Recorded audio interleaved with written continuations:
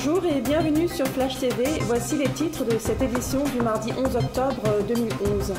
Coup mortel sur Alexis Trestan à Saint-Leu dimanche soir. Patrick Blancard, son agresseur, est présenté aujourd'hui au magistrat. Conséquence des attaques de requins, la restauration comme les activités nautiques sont touchées par le drapeau rouge. Prix à la consommation, une délégation mahoraise arrive dans l'île ce matin pour une enquête comparative du panier. 25 bougies pour le Téléthon cette année. Dans ce journal, les coulisses d'une collecte marathon qui se prépare très à l'avance.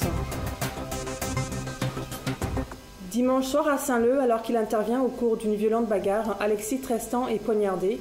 Il succombera très vite sur place des suites de ses blessures. Son agresseur, Patrick Blancard, est déjà connu des services de police pour violence avec armes. Il est présenté aujourd'hui au magistrat et devrait être mis en examen pour meurtre. L'activité est en berne chez les professionnels des stations balnéaires. Affichées depuis plus de 3 semaines, les interdictions de baignade et d'activités nautiques ont aussi des conséquences sur la restauration. Rencontre avec un restaurateur de la plage de l'Ermitage.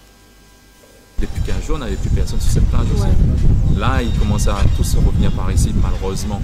Ce n'est pas bon pour tout le monde parce qu'après, pour l'instant, il n'y a pas eu d'attaque de requins sur un nageur. Donc il n'y a pas de risque vraiment d'aller se baigner à Boucan ou aux Roches Noires. Après, il y a des conditions qui sont que il ne faut pas y aller, c'est mauvais. Il faut accepter, je pense qu'il faut vivre avec ça. Les surfeurs, ils sont les premiers à être dans l'eau, ils connaissent le risque. Ils doivent savoir que si demain il y a un souci, il faut vivre avec. Le collectif des citoyens perdus, c'est une des 3 associations mahoraises dont les représentants arrivent aujourd'hui dans notre île. Leur objectif, comparer les prix de 10 produits de première nécessité et comprendre la filière d'importation. Précisons que de vives tensions agitent Mayotte actuellement. La population se mobilise contre la vie chère. 25 ans d'action et de recherche pour les maladies génétiques. Le Téléthon fêtera ses 25 ans cette année. Une collecte marathon qui débute le 2 décembre et se prépare longtemps à l'avance. Rencontre avec Dominique Diaz, coordinateur du Téléthon à La Réunion. L'anniversaire, le 25e Téléthon à La Réunion et en France métropolitaine. Donc l'édition de ce 25e Téléthon aura lieu le 2 et 3 décembre prochain. Avec un programme très fourni cette année, avec un énorme focus sur la Réunion, puisque nous bénéficions d'1 heure de direct sur France Télévisions, en direct de Saint-Pierre, de 9h à 10h, avec énormément d'animations. Alors ce 25e Téléthon pour nous c'est aussi le moment aussi de rendre compte aux donateurs, d'expliquer un petit peu les choix thérapeutiques qui ont été réalisés par l'AFM et cette validation de recherche avec notamment une grande avancée pour nous puisque nous avons été labellisés pour fabriquer du médicament, la seule association au monde à le faire. Voilà donc de grandes découvertes et puis un message important donc pour les organisateurs de manifestations qui souhaitent nous rejoindre.